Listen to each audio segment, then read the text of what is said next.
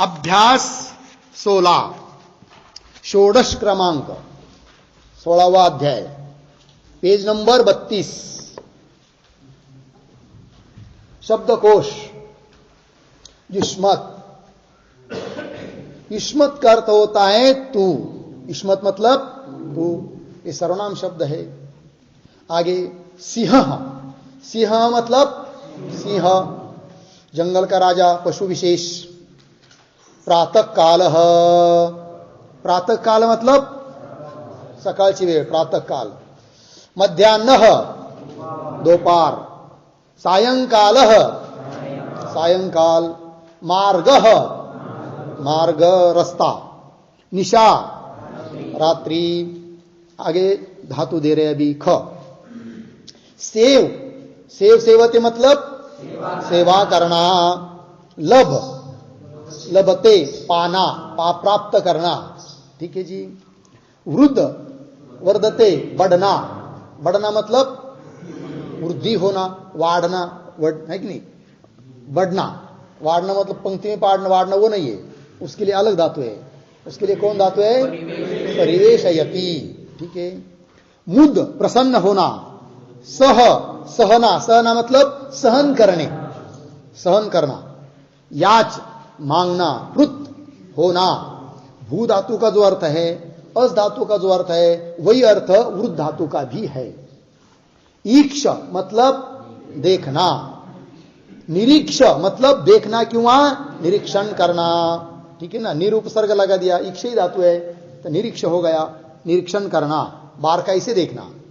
One प्रणाम करना, नम धातु का जो अर्थ है वही इसका अर्थ है, प्रणाम करना, नमस्कार करना। भाष मतलब कहना। कथयति है कि नहीं, कथयति का जो अर्थ है, वदति का जो अर्थ है, उसी प्रकार भाष। कूर्द मतलब कूदना, यत यत्न करना। शिक्ष सीखना। कंप कापना, कापना मतलब भाजी कापना ये नहीं, कापना मतलब थरथर कापने। भिक्ष, भिक्ष मतलब मांगना, ठीक है ना। ईह चाहना, इच्छा करने, चाहने। तो चाहना अर्थ में कितने धातु हुए अभी तक? इस इच्छति एक हुआ, अभिलषित दोन हुआ, स्पृहयति तीन हुआ, और ईहते अभी वाला चार है कि नहीं। चार धातु है ना। कौन कौन? इस इच्छति, अभिलषति, स्पृहयति, ईहते अभी द्वारा है। और आगे शुभ, शुभ मतलब शोभित होना। रम, रम मतलब लगना किंवा रमण करना, रममान होना, यह है। शब्दकोश हो गया ना। चलो आगे चलते हैं। सूचना, सूचना में दे रहे क। सिंह मार्ग रामवत। ऊपर शब्दकोश में दिए हुए शब्दों में से सिंह शब्द से लेकर मार्ग शब्द तक जितने शब्द है वो सभी शब्द राम शब्द की तरह चलते हैं, ऐसा बोलना पड़ता है। समझ में आया? आधा उधा बोलने से क्या फायदा। चलो आगे। सेव, सेव रम सेवते वत। नांदेड़कर बोलो, इसका अर्थ क्या है? ऊपर शब्दकोश में दिए गए धातु सेव से लेकर रम धातु तक सेववत चलेंगे। जितने धातु है वो सब सेवते धातु की तरह चलेंगे। चलो आगे। व्याकरण, युष्मत लट, आत्मनेपद का लट है अभी, सप्तमी भक्ति और ष्टुत्व संधि। देखिए अच संधि समाप्त भी हो गई, और कौन सी चल रही है अभी? ष्टुत्व मतलब व्यंजन संधि चालू हो गई, ठीक है ना। तो अच संधि के नियम का क्या क्या हुए इसका ध्यान रखिएगा। उधर भी हम लोगों की अच संधि आज पूरी होना चाहिए, ठीक है ना।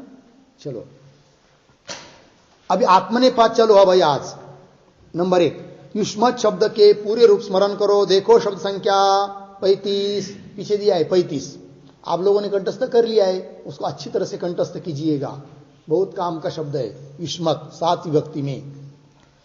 और आगे नंबर 2 सेव लट। जैसे पीछे अभी तक हम लोगों ने भू पठ आदि धातु का विचार किया, लेकिन वो परस्मय पद था, और बता चुका हूं कि 2 प्रकार के पद है, परस्मय पद, आत्मनेपद। क्या जी? परस्मय पद, आत्मनेपद। कुछ धातु ऐसे होते हैं कि वो परस्मय पद में चलते हैं, कुछ धातु ऐसे होते हैं कि वो आत्मनेपद में ही चलते हैं। परस्मय पद के प्रत्यय अलग होते हैं, आत्मनेपद के प्रत्यय अलग होते हैं। कुछ धातु ऐसे भी है कि परस्मय पद में भी चलते हैं और आत्मनेपद में भी चलते हैं। इस प्रकार के जो धातु होते हैं उनको बोलते हैं उभयपदी धातु। ठीक है जी। तो अभी धातु आया यहां पर सेव आत्मनेपद में, लट लकार में। तो चलेंगे पीछे बोलेंगे सेवते सेवेते सेवंते, बोलो सेवसे सेवेथे सेवध्वे, सेवे सेवावहे सेवामहे। ठीक, एक साथ सेवते सेवेते सेवन्ते, सेवसे सेवेते सेवध्वे, सेवे सेवावहे सेवामहे। ठीक है ना जी। ये चलता है, इसको याद कीजिए अच्छी तरह से। और सूत्र बाकी का वही है, कौन सा? सह तौ ते त्वाम युवाम यूयम अहम आवाम वयम। क्या क्या? सह तौ ते त्वाम युवाम यूयम अहम आवाम वयम।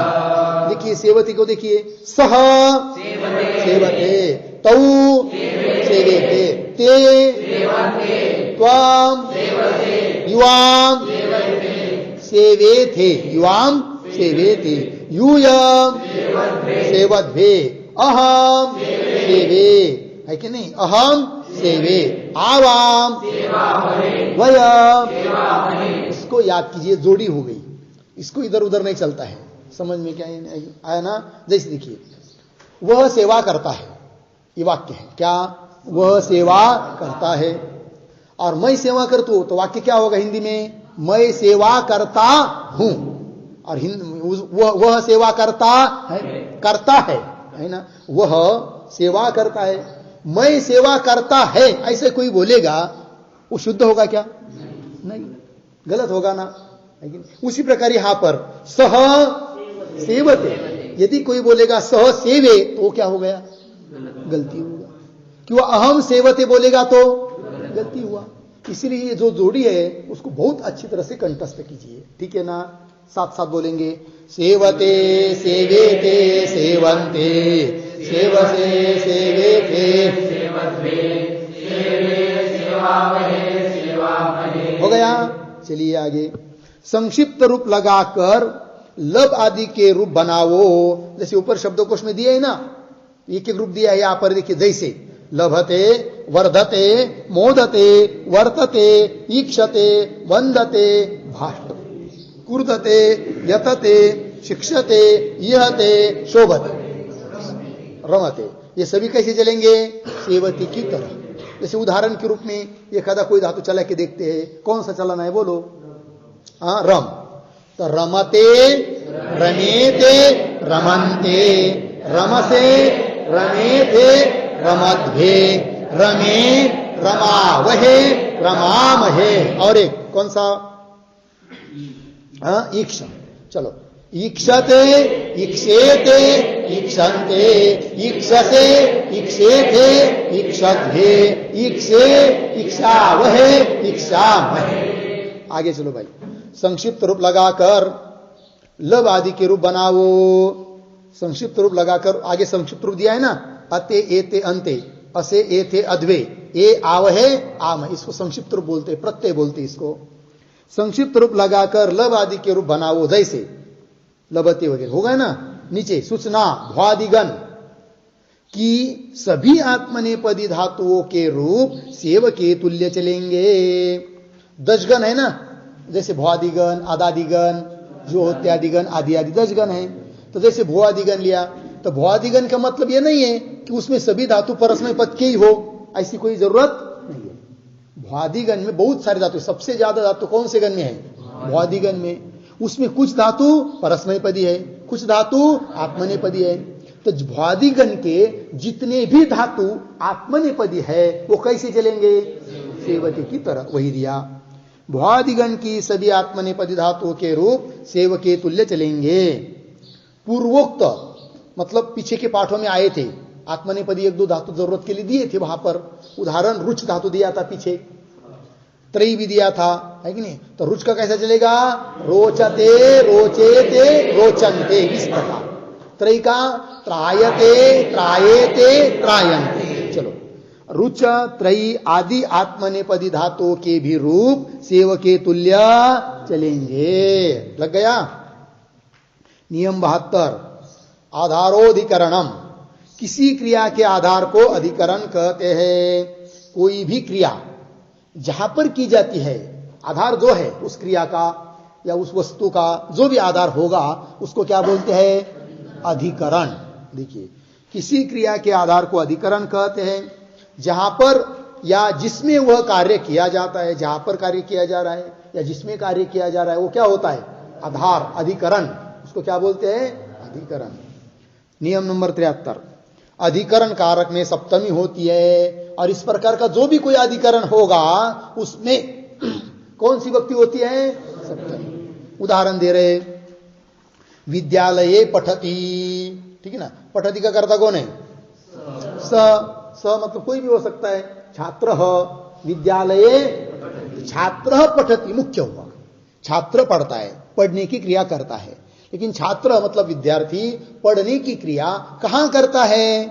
विद्यालय में। तो आधार कौन हुआ? विद्यालय। और आधार को क्या बोलते हैं? अधिकरण। और अधिकरण में कौन सी विभक्ति होती है? सप्तमी। इसलिए यहां पर विद्यालय शब्द में सप्तमी हुई, है कि नहीं? तो विद्यालये पठति। समझ में आया? उदाहरण दूसरा, पाठशालायाम उपाध्यायाः सन्ति। तो मुख्य वाक्य इतना है, उपाध्यायाः सन्ति। उपाध्याय मतलब गुरु लोग, बहुवचन है, गुरु लोग है। लेकिन कहाँ है वो? पाठशाला में। तो पाठशाला शब्द की सप्तमी कर दिया। तो पाठशालायाम उपाध्यायाः सन्ति। हम लोग हॉल में है, तो बनाओ वाक्य, वयम महाकक्षे। अभ्यास करने का परिणाम, ज्यादा अभ्यास करने का परिणाम। संति कैसा आया? स्मः, भवामः, भवामी, भवावः, भवामः कि वा स्मः। वयम महाकक्षे स्मः, है कि नहीं? तुम दोनों पृथ्वी पर हो। युवाम वसुधायाम स्थः, असि स्तः स्तः। समझ में आया? चलो भाई आगे। नियम नंबर 73, विषय में, बारे में, अर्थ में तथा समय बोधक शब्दों में सप्तमी होती है। ठीक है ना? कभी कभी आता है ना वाक्य, हम के विषय में, हम के बारे में, है कि नहीं? अर्थ में, क्यों? वहां क्या दिया? समय बोधक शब्द, तो उनमें क्या होती है? सप्तमी। जैसे उदाहरण दे रहे हैं, क्या? मोक्षे इच्छा अस्ति। क्या वाक्य है? मोक्षे इच्छा अस्ति। हाँ बोलो, मोक्षे इच्छा अस्ति। पांडुरंग महाराज कोई मत बताए भाई, इस वाक्य में कर्ता कौन है? बराबर। विकास महाराज, इस वाक्य में कर्ता कौन है? सह। नांदेड़कर, इस वाक्य में कर्ता कौन है? सह। नामदेव, इस वाक्य में कर्ता कौन है? रितेश, इस वाक्य में कर्ता कौन है? कौन है? कौन है? हाँ यही तो आप लोग समझते नहीं है। मोक्षे इच्छा अस्ति। अस्ति कह अस्ति कि वह कहां अस्ति? इच्छा अस्ति। कौन है? क्रियापद किसको कह रहा है? इच्छा को। तो कर्ता के रूप में कौन आया यहां पर? इच्छा। इच्छा है, इच्छा अस्ति। स नहीं है यहां पर कर्ता। समझ में आएगी नहीं? क्या है? इच्छा है। अब इच्छा किसके बारे में है? मोक्ष के बारे में। इसलिए मोक्ष शब्द में क्या हुई? सप्तमी। मोक्षे इच्छा अस्ति। मोक्ष के बारे में इच्छा है। अब वो इच्छा किसको है वो बात अलग, वो किसको भी हो सकती है। समझ लीजिए मुझे मोक्ष के बारे में इच्छा है, तो क्या वाक्य बनेगा अब? हाँ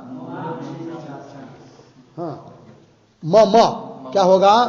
मम मोक्षे इच्छा अस्ति, तुझी मोक्ष के बारे में इच्छा है, तव मोक्षे इच्छा अस्ति, त्याची मोक्ष के बारे में इच्छा है, तस्य मोक्षे इच्छा अस्ति, त्याची मोक्ष के बारे, तिची मोक्ष के बारे में इच्छा है, अदस अस्याः मोक्षे इच्छा अस्ति, इसकी मोक्ष के बारे में इच्छा है, इदम, इसकी मोक्ष के बारे में इच्छा है, इदम, इसकी पुल्लिंग, अस्य मोक्षे इच्छा अस्ति, स्त्रीलिंग, अस्याः मोक्षे इच्छा अस्ति, ठीक है ना? उसकी मोक्ष के बारे में इच्छा है, स्त्रीलिंग, अदस, हाँ, अमुष्याः मोक्षे इच्छा अस्ति, अदस पुल्लिंग, उसकी मोक्ष के बारे में इच्छा है, अमुष्या मोक्षे इच्छा अस्ति। समझ में आया कि नहीं? चलो भाई आगे, मोक्षे इच्छा अस्ति हो गया ना?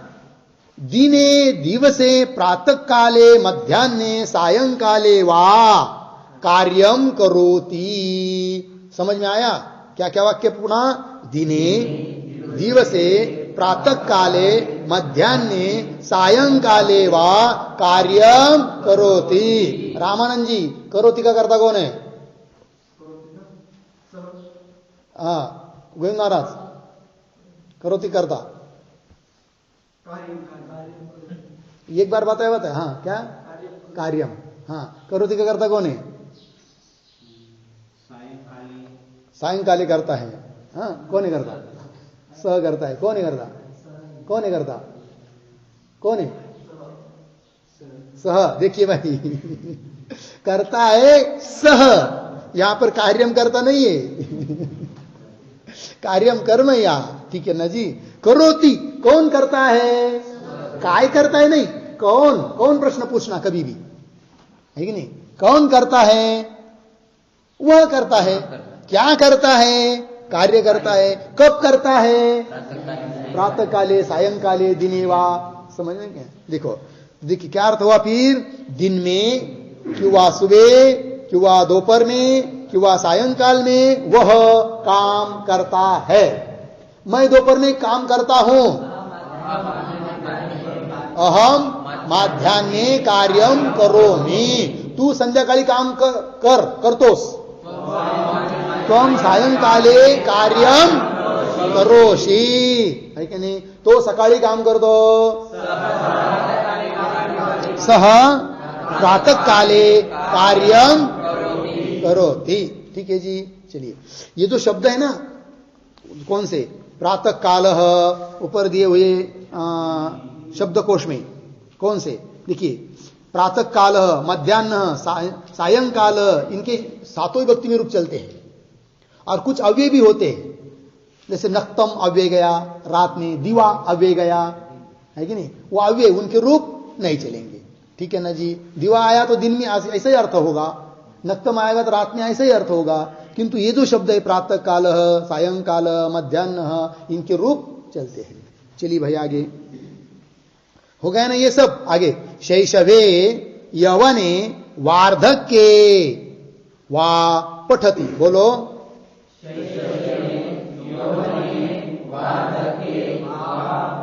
ये समय बोधक शब्द है। शैशव मतलब बाल्यकाल में, यवनी मतलब तारुण्य काल में, क्यों बुढ़ापे में क्या पढ़ता है? वह पढ़ता है। चलिए आगे, नियम 75, स्तोष्णाश्रु। स या त वर्ग से पहले या बाद में श या च वर्ग कोई भी हो तो स और त वर्ग को क्रमशः श और च वर्ग हो जाता है। गया समझ में? बस 3 बातें हैं। कौन होता है, कहाँ होता है, कब होता है। बस 3 बातें समझना है। क्या क्या? कौन होता है, कहाँ होता है, कब होता है। तो देखिए क्या पूछो, उस 2 पंक्ति को पूछो, कौन होता है भाई बताओ। उस पंक्ति को पूछो तो बताएगा पंक्ति कौन होता है। श और च वर्ग होता है। कौन होता है? श और च वर्ग। इसका मतलब ये हुआ विधेय, होने वाला, बैठने वाला, आदेश। कौन हुआ आदेश? श और च। ये भाई श और च वर्ग आप कहां बैठोगे बताओ तो, पूछो उसको तो बताएगा। स और त वर्ग के स्थान में है कि नहीं? तो कहां होंगे? स और त वर्ग के स्थान में। इसका मतलब स्थानीय कौन हुआ? स और त वर्ग हुआ स्थानीय। समझ में आया? अब स और त वर्ग हुआ स्थानीय और श और च वर्ग हुआ बैठने वाला, आदेश। अब स और त वर्ग के स्थान में श और च वर्ग कभी भी बैठेगा कि उसके लिए कुछ नियम है? क्या नियम है? स या त वर्ग के पहले या बाद में। मतलब क्या है? देखिए, पीछे या आगे, पहले या बाद में का अर्थ क्या करेंगे? पीछे या बाद। मतलब पहले शब्द के अंतिम, अगले शब्द के आदि में, है कि नहीं? स या त वर्ग पहले हो, श या च वर्ग बाद में हो तो भी। क्यों? वहां श और च वर्ग पहले हो और स और त वर्ग आगे आया हो तो भी होगा। कौन? श और च वर्ग। कहा? स और त वर्ग के स्थान में। स और त वर्ग आगे आए चाहे पीछे आए, स्थानीय तो वही रहेगा और विधेय वही रहेगा। कौन? श और च। तो तीनों प्रश्न के उत्तर मिल गए। कौन होगा? श और च वर्ग होगा। कहा होगा? स वर्ग और स और त वर्ग के स्थान में होगा। कब होगा? स और त वर्ग का श और च वर्ग के साथ, चाहे आगे हो चाहे पीछे, योग आने पर, संबंध आने पर। तीन बातें समझ में आई भाई? चलो, तो पूछेंगे हम कल सोष्ठनाष्टु संधि में स्थानीय कौन है बताओ, विधेय कौन है बताओ, निमित्त क्या है बताओ। तीन प्रश्न पूछेंगे, तीन में से उत्तर आना चाहिए। ठीक? उदाहरण जैसे रामस अधिक च, रामस में अंतिम वर्ण कौन है? स। आगे कौन आया? च। तो किसके स्थान पर कौन होगा? स के स्थान पर श होगा, तो दे दिया रामश्च। कस अधिक चित, किसके स्थान पर कौन होगा? स के स्थान पर श होगा, तो रूप बनेगा कष्ट। सत और अधिक चित, तो किसके स्थान पर कौन होगा? त के स्थान पर च होगा, सच्चित। शारंगिन अधिक जय, किसके स्थान पर कौन होगा? न के स्थान पर यह होगा, है कि नहीं? क्योंकि त थ द ध न पांचवा है, च छ ज ज य पांचवा है। पहले को पहला, दूसरे को दूसरा, तीसरे को तीसरा, इस प्रकार। शारंगिन जय। याच अधिक ना, अब देखिए यहां पर उल्टा योग आया। च पहले है और त वर्ग का जो न वो बाद में है, तो भी किसके स्थान पर कौन होगा? न के स्थान पर यह होगा, तो रूप बनेगा क्या? यांचा। ठीक है, सूचना स्मरण रखिए कि राम बालकः मतलब प्रथमा व्यक्ति का एक वचन। राम बालकः यह सह आता है ना, वो सब स्मरण रखिए कि राम बालक आदि पुल्लिंग एक वचन में स के स्थान पर ही विसर्ग रहता है। वो जो विसर्ग दिखाई दे रहा है ना, राम के आगे, बाल के आगे, क के आगे, वो विसर्ग क्या है? कहा हुआ है? स के स्थान पर। मतलब उसके स्थान पर कौन माना जाता है? स। अतः संधि के कार्यों में स रखा जाता है। इसलिए संधि करते समय वहां पर विसर्ग के अलावा क्या समझेंगे? स समझकर ही संधि करेंगे। भले विसर्ग दिखाई दे रहा हो, लेकिन क्या समझकर संधि करेंगे? स समझकर संधि करेंगे। अतः संधि के कार्यों में स रखा जाता है। आगे भी स मतलब विसर्ग ही संधि नियमों में समझे। समझ में आया भाई? चलो, अब क्या रह गया? समझ में आया ना पाठ पूरा? 16वां पाठ। अब काफी चेक करते हैं अभी, और पाठ लगाएंगे दोपहर में, चलेगा? और आप लोग चाहेंगे तो अभी भी लगा सकते हैं। क्या करना है बोलो? दोपहरी